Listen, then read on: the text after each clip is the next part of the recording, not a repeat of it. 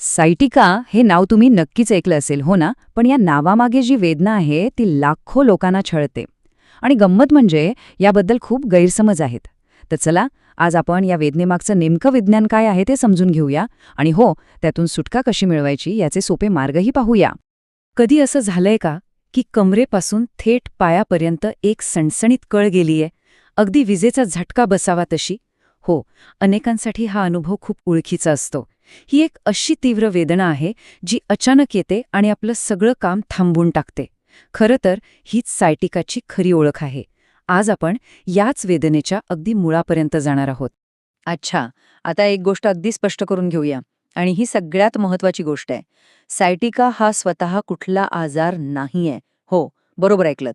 तो आजार नाही, तर एक लक्षण आहे, एक साईन आहे. आपलं शरीर आपल्याला सांगत असतं की अरे, आतमध्ये काहीतरी गडबड आहे, ज्यामुळे सायटिक नसेवर दाब येतोय. त्यामुळे ही वेदना म्हणजे काय, तर आपल्या शरीराने दिलेला एक वॉर्निंग सिग्नल आहे. इथे बघा, ही जी दिसतेय ना, ही आहे सायाटिक नस. आपल्या शरीरातली सगळ्यात लांब नस. विचार करा, ती आपल्या कमरेच्या खालच्या भागातून सुरू होते, नितंबांमधून खाली जाते आणि थेट पायाच्या बोटांपर्यंत पोचते. आता कल्पना करा, इतक्या लांब नसेच्या मुळाशी जरी थोडासा दाब आला तरी त्याची कळ किती लांबपर्यंत जाणवत असेल. अगदी एका टोकापासून दुसऱ्या टोकापर्यंत, जणू काही विजेची तारच आहे. बरं, मग प्रश्न हा आहे की ह्या नसेवर असा दाब येतो तरी कशामुळे? या वेदनेचं नेमकं मूळ काय आहे? चला, तर मग पाहूया यामागचं सर्वात कॉमन कारण. हे बघा, आपल्या मणक्याच्या हाडांमध्ये आहे ना, दोन हाडांच्या मध्ये एका गादीसारखा मऊ भाग असतो. त्याला डिस्क म्हणतात. हे अगदी शॉक ॲब्झॉर्बरसारखं काम करतं. पण काही वेळा काय होतं, ही डिस्क आपल्या जागेवरून थोडी सरकते किंवा फुटते आणि मग ती थेट बाजूने जाणाऱ्या सायटिक नसेवर दाबते, तिला चिमटा काढल्यासारखं. याच दाबामुळे ती असह्य वेदना आणि जळजळ सुरू होते. आपण यालाच सोप्या भाषेत स्लिप्ड डिस्क म्हणतो. आणि हा आकडा बघा, 90%. हो, सायटिकाच्या 90% केसेसमध्ये हेच घडलेलं असतं. म्हणजे 10 पैकी 9 लोकांना जो सायटिकाचा त्रास होतो त्याचं मूळ कारण ही सरकलेली चकती किंवा डिस्कच असते. म्हणूनच या मूळ समस्येवर लक्ष देणं इतकं महत्वाचं आहे. फक्त वेदनाच नाही, तर इतरही काही गोष्टी जाणू शकतात. जसं की पायाचा एखादा भाग बधीर झाल्यासारखं वाटणं किंवा पायाला मुंग्या येणं. काही लोकांना तर चालताना किंवा उभं राहताना पायात अजिबात ताकदच नाहीये असं वाटतं. ही सगळी लक्षणं एकाच गोष्टीकडे इशारा करतात, त्या नसेवर आलेला दाब. मग साहजिकच मनात येतं की हा त्रास कोणालाही होऊ शकतो का? तर काही गोष्टी अशा आहेत ज्यामुळे सायटिका होण्याची शक्यता वाढते. चला बघूया हे रिस्क फॅक्टर्स नेमके कोणते आहेत. यात प्रामुख्याने 3 गोष्टी आहेत. पहिलं म्हणजे आपलं वाढतं वय.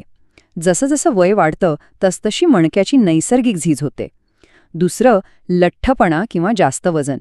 हे अतिरिक्त वजन सतत आपल्या पाठीच्या कण्यावर एक प्रकारचा भार टाकत असतं. आणि तिसरं, जे खूप महत्वाचं आहे, ते म्हणजे आपली जीवनशैली.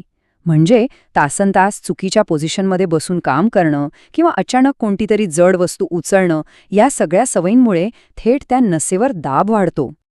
पण थांबा, घाबरून जाऊ नका. सगळ्यात चांगली बातमी ही आहे की यावर उपाय आहेत. वेदना कमी करण्यासाठी आपण काही गोष्टी लगेच करू शकतो आणि काही असे उपाय आहेत जे या समस्येला मुळापासून दूर करायला मदत करू शकतात. ही एक एकदम सोपी पण जबरदस्त प्रभावी आयडिया आहे. बघा, जर तुम्ही सरळ झोपत असाल तर गुडघ्याखाली एक उशी ठेवा. यामुळे काय होतं, पाठीच्या कण्याला एक नैसर्गिक आधार मिळतो. आणि जर कुशीवर झोपण्याची सवय असेल तर दोन्ही गुडघ्यांच्या मध्ये एक उशी ठेवा. यामुळे तुमची कंबर आणि मणका एका सरळ रेषेत राहतात. या दोन्ही सोप्या उपायांमुळे त्या सायटिक नसेवरचा दाब खूप कमी होतो. तर उपचारांच्या प्रवासात साधारणपणे 3 महत्त्वाचे टप्पे असतात. पहिला, फिजिओथेरपी.